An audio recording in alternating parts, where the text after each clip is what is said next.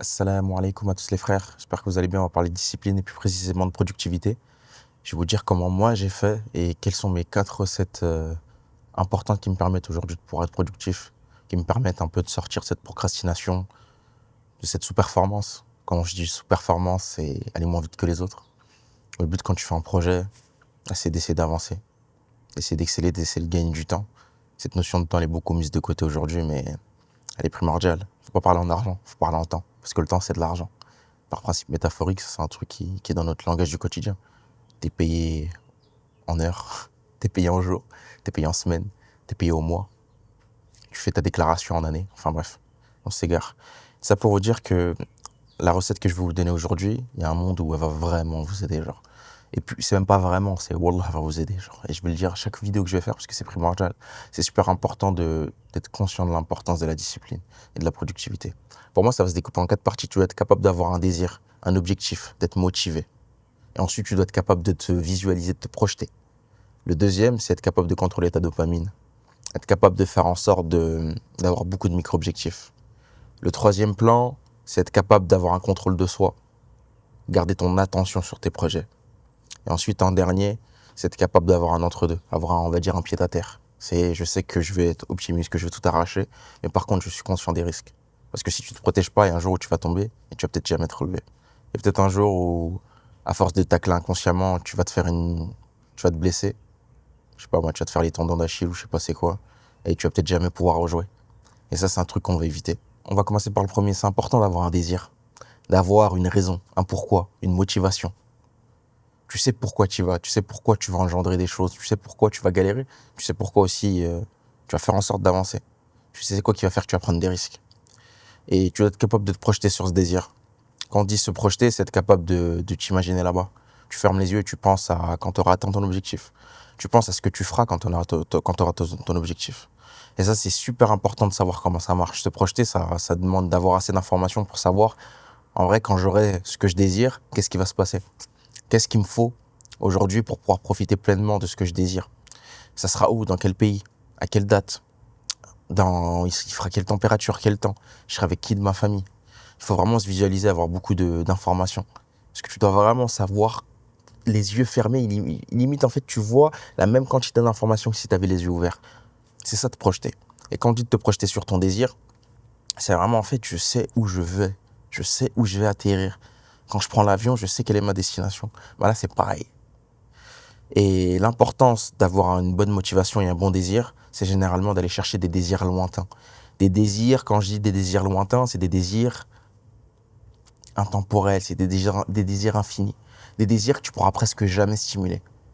Un désir que tu pourras jamais remplir. Tellement il est lointain. Tellement il te demande de courir, dans 30 ans, tu seras encore en train de courir pour l'avoir. Et quand je dis ça, ça paraît contre-intuitif, parce que tu dis que tu vas jamais l'atteindre. Mais finalement, en fait, c'est une, comment le dire? En fait, c'est un moyen noble pour toi. C'est une motivation noble de te dire que je vais courir toute ma vie derrière cette chose et que je vais jamais estomper mon envie, ma motivation. Parce que, en fait, le désir, il est tellement lointain et il y aura tellement de récompenses au cours du chemin que je serais sûr que toute ma vie, je vais courir après. Là, je vais te donner un exemple. Par exemple, le foot ou le sport. En fait, par exemple, la salle de muscu. T'en as beaucoup qui vont à la salle de muscu pour perdre du poids. Et en vrai, tu sais très bien que quand tu y vas pour perdre du poids, une fois que tu as atteint ton objectif, une fois que tu y vas pour perdre du poids, une fois que tu as atteint ton objectif, bah, la triste réalité te rattrape, c'est j'ai perdu mon poids et après. Ah bah j'ai atteint mon objectif. La dopamine, elle est tombée à sec. J'ai plus envie d'aller à la salle. J'ai plus envie de rien faire. Et tu sais très bien que c'est court terme. Tu sais très bien que tu vas pas être motivé archi longtemps. Alors que si tu te focalises sur ta santé, quand on revient sur ce truc intemporel, ta santé, c'est ta vie. Ta vie, c'est ton essence. Si t'as pas de vie, bah t'es pas vivant en fait. Si t'as pas de santé, t'es pas vivant. Et ta santé, tu pourras jamais la combler. T'arriveras jamais à terme où tu dis ah ça y est, je suis arrivé jusqu'au bout de la route, jusqu'au bout du chemin et j'ai plus besoin de prendre soin de moi. Non, toute ta vie t'auras besoin de prendre soin de toi. Parce que genre ta santé c'est toute ta vie t'auras besoin de te soigner. C'est-à-dire que pour te soigner, tu sais que tu vas devoir bien manger. Et en fait, t'auras une certaine discipline parce que tu sais que en fait, si tu manges pas bien, bah en fait, intrinsèquement, tu pourras pas aller vers ton objectif. Objectivement, tu pourras pas aller vers ton objectif. Donc, tu seras obligé de bien manger tout le temps. Et tu vas prendre une habitude parce que cette habitude-là, tu es censé l'avoir toute ta vie. Bien manger, c'est un objectif de fin de vie. Et tu l'auras comblé une fois que tu seras mort, entre guillemets, hein. Donc, toute ta vie, tu vas courir après la bonne alimentation. Toute ta vie, tu vas courir après la discipline sportive, après le fait de faire du sport, de bouger, de faire des pompes, parce que tu sais que ça permet à ton corps de respirer, ça permet à ton corps d'être mieux, de se sentir mieux. Et tout ça, c'est un objectif tellement lointain que tu sais que tu vas jamais le combler, mais tu sais que tu courras toujours derrière dedans. Et en fait, au-delà de que c'est un objectif lointain, on va dire que c'est une identité que tu vas atteindre. Une identité qui te demande des habitudes dès maintenant. Être en santé, ça te demande de bien manger. Être en santé, ça te demande de faire du sport, de l'exercice. Ça te demande de toujours bouger. Et vu que tu vas être en santé toute ta vie, bah tu vas bouger toute ta vie. Tu vas faire du sport toute ta vie, tu vas bien manger toute ta vie. Et en fait, c'est là où tu casses cette motivation court terme qui est je veux perdre 10 kilos. Ok, en 3 mois, j'ai perdu 10 kilos et après, c'est fini.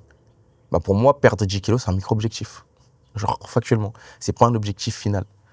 Parce qu'un objectif final, il faut qu'il soit tangible, il faut qu'il soit grand, il faut qu'il soit désirable, il faut qu'il soit lointain, il faut qu'il soit tellement loin là que même le fil en tendant son bras, il pourra pas l'atteindre. Donc ça, c'est la première étape. Tu découpes tout, bref, tu as un désir, une motivation, mais il faut qu'elle soit archi lointaine. Et ensuite, il faut que tu puisses te projeter là-bas. Et pour te projeter, il faut avoir assez d'informations. Donc, il faut aller piocher à gauche, à droite, aller voir des gens, marcher, observer, entendre, communiquer et acquérir de l'information qui te permettra de te visualiser. Ensuite, le deuxième, c'est savoir stimuler ta dopamine. Une fois que tu sais stimuler ta dopamine, c'est un glitch. Genre, tu vas courir toute ta vie. Genre. C'est comme si je te dis que tu fais un marathon et tu n'auras jamais besoin de t'arrêter.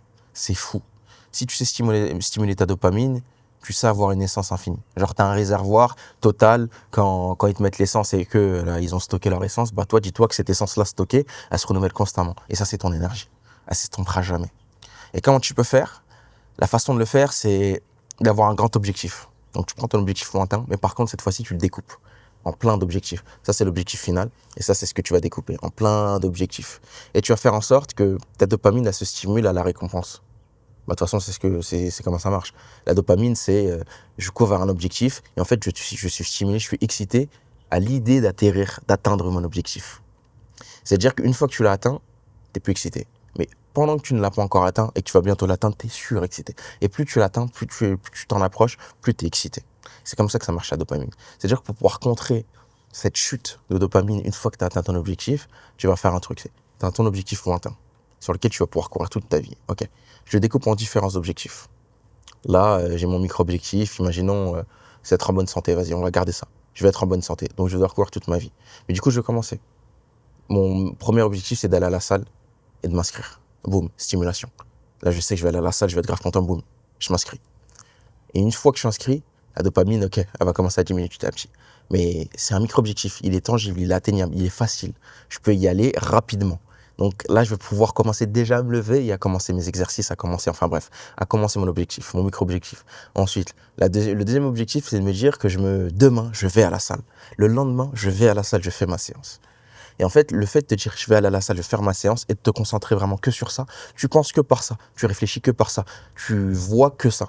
Mon seul objectif, c'est d'aller à la salle une première fois. Je vais à la salle, ok. Maintenant que je suis à la salle, mon deuxième objectif, c'est faire une séance de 45 minutes, ok.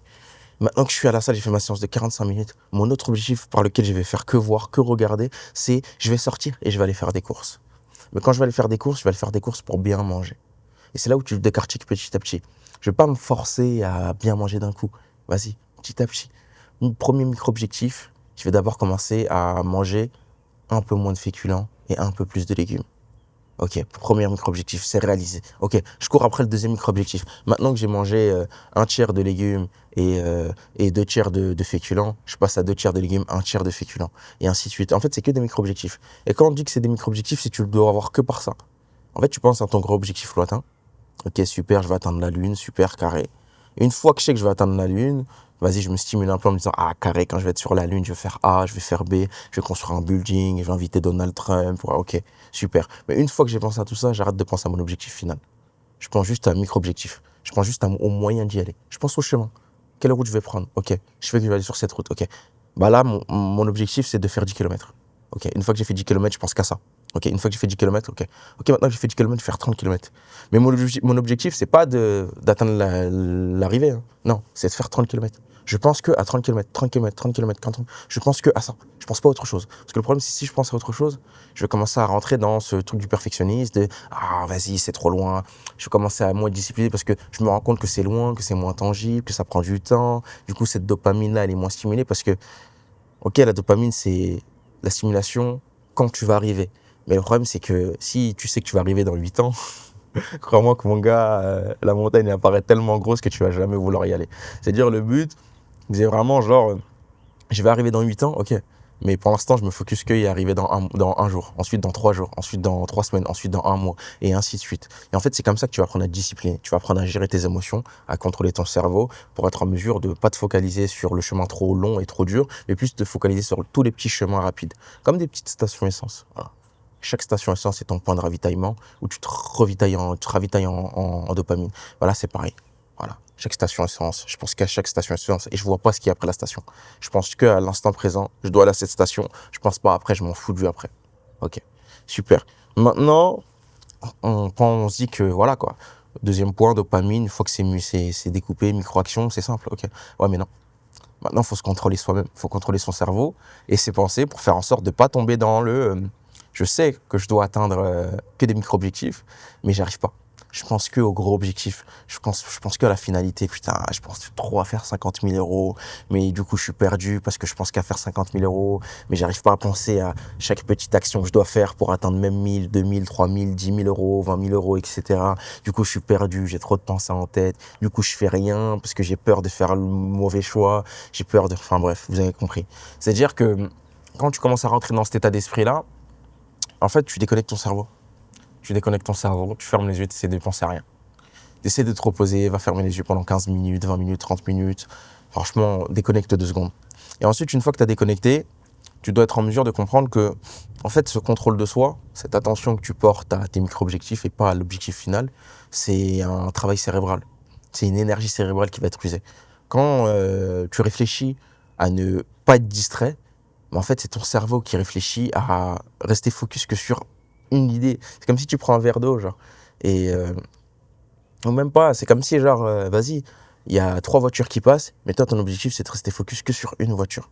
Mais le problème, c'est que si les autres voitures à gauche, à droite, elles bougent beaucoup, bah, tu vas dire, tes yeux, ils vont bifurquer tout seuls. Et toi, tu vas te dire, ah, faut que je reste focus que sur cette voiture au milieu, que la voiture du milieu. Et pourtant, les autres, elles te font des appels de phare. En plus, elles sont colorées, elles t'appellent, tu vois, elles déclenchent en toi quelque chose. Bah non, toi, tu dois rester focus que sur celle du milieu. Bah, faut que tu te dises que, à chaque fois que tu veux rester focus sur quelque chose d'important, bah, c'est la même chose qui va se passer dans ton corps. Genre. En fait, tu as ton cerveau reptilien qui est la survie. Et ton cerveau reptilien, quand on parle de survie, c'est que lui, il va vesquiller toute la dépense, tout ce qui coûte de l'énergie, tout ce qui est dur à faire, lui, il va le vesquiller. Et il va faire en sorte que, instinctivement, toi, tu vas aller que vers la chose facile. Et quand tu vas aller que vers la chose facile, bah, au final, tu bifurques. Voilà.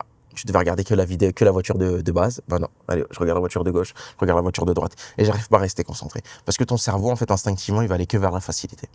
Et pour pouvoir contrer ça, en sachant que rester focus, ça demande de l'énergie cérébrale, donc ça demande de l'énergie à ton corps, tu dois être en mesure d'avoir un contrôle de soi.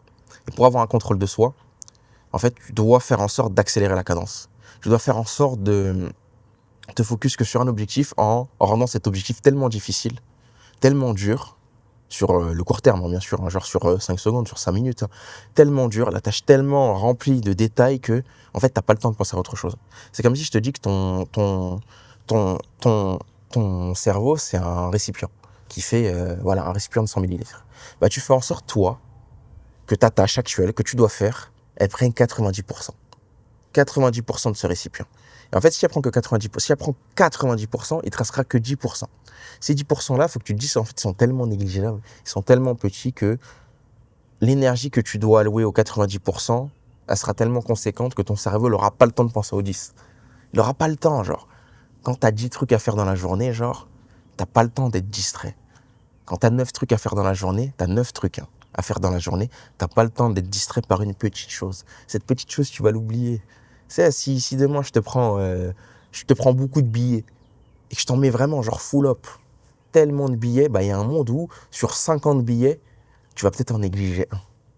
Tu vas peut-être perdre à l'esprit ce petit billet. Parce que t'en as trop en fait.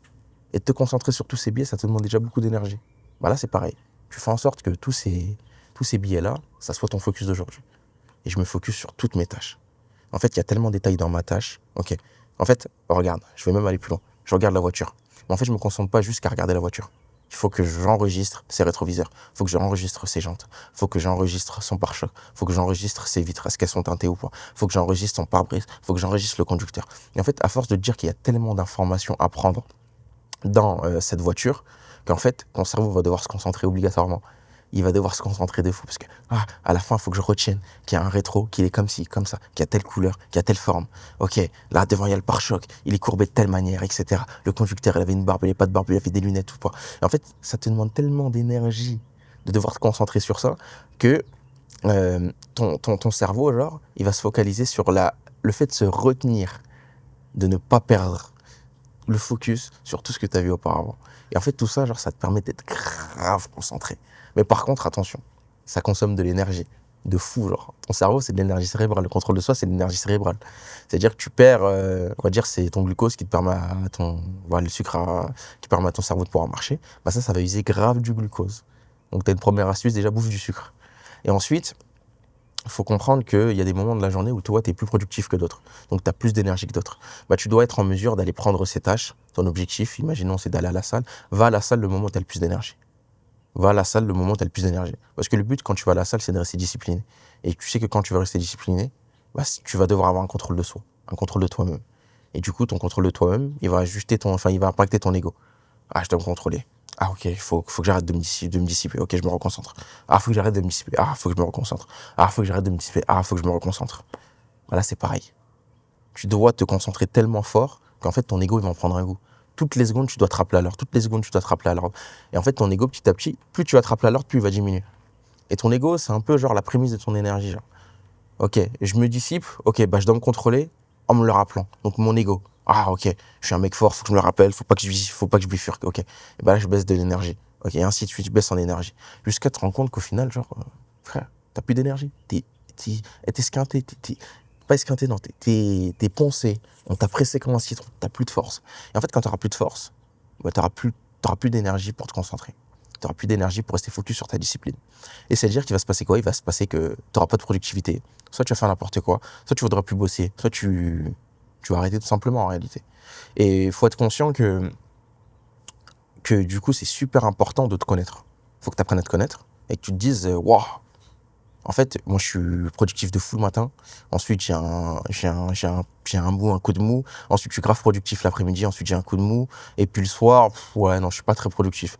Mais en fait, il faut que tu apprennes à te connaître. Il faut que tu prennes des notes. Il faut que tu t'enregistres. Genre, tu sais qu'à tel moment, ah là, je suis fatigué. Ok, je regarde, il est quelle heure? Ok, il est 15h. Ok, je note qu'à 15h, aujourd'hui, j'ai eu un coup de mou. Ok, demain, pareil.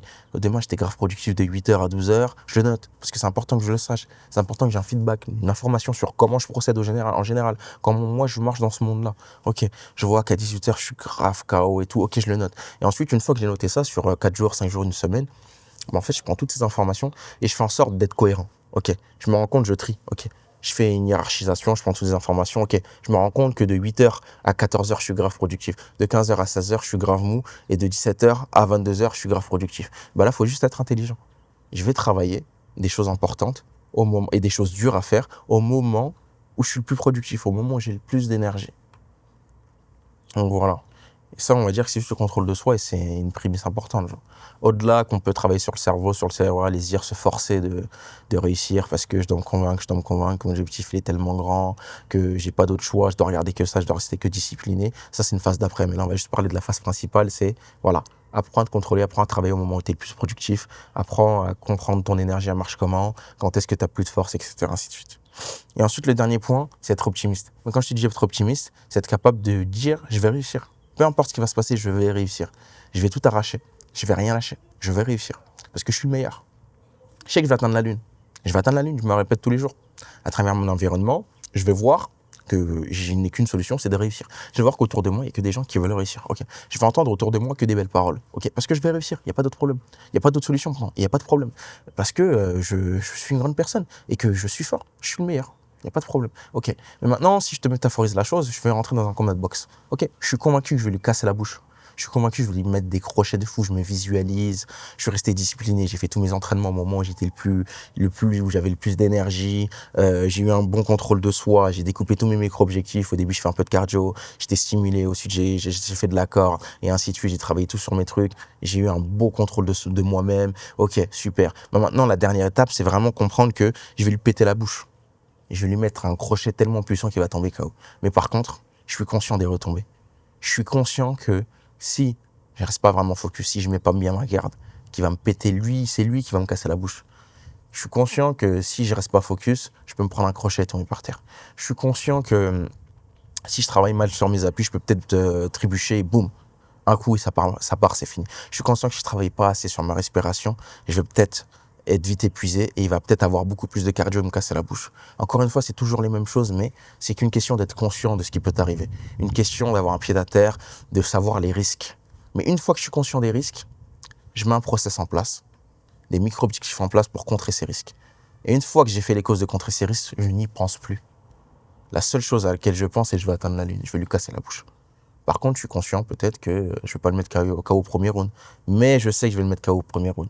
Mais pourquoi je dois être conscient que je vais peut-être pas le mettre KO au premier round? Parce que si je le mets pas KO au premier round, je vais être dépité. Si je le mets pas KO au premier round, en fait, je vais être pas bien. Parce que pour moi, j'étais convaincu que j'allais le faire. Et si je n'ai pas réussi, c'est peut-être que je suis pas à la hauteur. C'est peut-être que je suis pas la meilleure personne que je croyais être. C'est peut-être que je suis pas encore la meilleure version de moi-même. Et c'est là où l'ego il rentre en jeu. Tu dois savoir contrôler ton ego. Tu seras jamais la meilleure version de toi-même. Parce que toute ta vie, tu pourras apprendre des choses. L'apprentissage, il est infini. Genre, toute ta vie, tu seras meilleur. Tu seras toujours meilleur que la veille et jamais meilleur que demain. Et c'est là où on dit, sois rationnel. Sois optimiste que tu seras le meilleur du monde. Mais par contre, sois objectif sur le fait que toute ta vie, tu pourras t'améliorer. Donc, si tu rates, c'est pas grave. C'est qu'il fallait que tu rates pour pouvoir être meilleur. Et qu'aujourd'hui, tu as raté, ou que sur cette minute-là, tu as raté, mais la minute d'après, tu vas réussir. Sur ces 15 minutes, tu as échoué. Mais t'as pas fini, genre tu t'es pas fait balayer, boum, t'es tombé KO, non. T'es encore sur le terrain, t'es encore sur le ring, t'as juste échoué. Bah tu vas recommencer, et tu vas réessayer. Et tu vas dire, je vais réussir cette fois-ci. Par contre, si je réussis pas, c'est pas grave. Parce que la fois d'après, je vais réussir, et ainsi de suite. Et c'est là où tu joues sur cet optimisme constant et rationnel où, en fait, je vais peut-être me casser la gueule, mais je vais pas y penser que je vais réussir. Je vais tout arracher. Et si je tombe, c'est pas grave, je vais me relever. Je suis conscient que je suis pas le meilleur et que c'est normal d'échouer. Et c'est vraiment comme ça que tu dois penser, genre. Et c'est une dinguerie. Si tu mets tous ces process en place, donc avoir ton objectif, tes motivations, avoir un gros désir, mais tellement lointain que tu sais que tu vas devoir courir toute ta vie. Ensuite, tu dois découper cet objectif tellement lointain en plein de micro-objectifs qui sont atteignables quotidiennement, toutes les heures, toutes les 4 heures, toutes les 5 heures. C'est vraiment, tu veux te stimuler à fond, même toutes les heures. Tu vas loin, tu découpes vraiment chaque micro étape. Ensuite, tu dois avoir un contrôle de soi, être conscient du moment où tu es le plus productif, le moment où tu as le plus d'énergie. Parce qu'en réalité, faire quelque chose de difficile et à chaque fois, rester focus sur ton travail, toujours avoir de l'attention sur ton travail, ça te demande beaucoup d'énergie. Donc, tu dois être objectif, rationnel, travailler que quand tu as de l'énergie. Et ensuite, faire des tâches qui sont moins énergivores quand tu as moins d'énergie. Et ensuite, tu dois être conscient qu'il faut être rationnel. Parce qu'entreprendre, c'est dur. Avancer, c'est dur. Jouer un match de Ligue des Champions, c'est dur. Boxer, c'est dur. Donc tout ça, c'est dur. Et tu dois en être conscient des retombées. Tu dois être conscient de la difficulté. Mais par contre, tu dois plus y penser. Une fois que tu es conscient, une fois que tu as listé ce qui pourrait t'arriver, tu penses plus. Parce que le problème, c'est comme toujours. Si ton cerveau il est rempli, si ton récipient, ta gourde, elle est remplie que de toxines, bah frérot, je te jure, tu vas être en mauvaise santé en buvant ça. Par contre, si ta gourde elle est remplie que de positivité, tu vas que être en bonne santé. Parce qu'en fait, tu laisses pas rentrer les mauvaises choses dans ton corps. Et s'il n'y a pas de négatif qui rentre dans ton corps, bah ton métabolisme va bien marcher. Ton cerveau, c'est pareil. S'il voit tout le temps que des choses positives, il va penser qu'aux positives. Et ça, je me répéterai toujours toute ma vie. Je répéterai tout le temps cette même chose, c'est pense qu'il y a des choses positives. Parce que si t'as 9 aspects positifs et un aspect négatif, bah, t'auras pas le temps de penser à l'aspect négatif. C'est comme les billets. T'as tellement de billets que, frère, un billet, c'est quoi? C'est rien. J'ai trop de billets, frérot. Genre, j'ai trop de billets. C'est-à-dire que j'ai pas le temps de penser à ce billet-là. Ou même si j'y pense pas, c'est pas grave, on s'en fout. Genre, mets de côté. 9 pensées positives, ça écrase la seule pensée négative. Et en fait, gros, tout marche c'est un réservoir, ton cerveau. Si jamais de ta vie, t'as laissé rentrer à travers ta perception des choses négatives, bah, ton cerveau va jamais penser à des choses négatives parce que c'est impossible. Si t'as jamais vu personne échouer, bah, crois-moi que jamais de ta vie, tu pourras penser à l'échec. Jamais. Mais bon, c'est pas le sujet de la vidéo, donc voilà. Enfin bref. En tout cas, j'espère que ça vous aidera beaucoup. N'hésite pas à commenter, n'hésite pas à dire en commentaire ce que tu n'as pas compris, ce que tu as compris, ce que tu as trouvé fou. N'hésite pas à débattre aussi. Ça se trouve, tu pourras rencontrer des gens en commentaire qui vont t'aider, qui vont redéfinir ton environnement. Ce sera le début de pouvoir avoir un nouveau groupe d'amis qui soit vraiment focalisé comme toi sur l'entrepreneuriat et le développement de soi-même. Donc voilà. Salam alaikum les frères.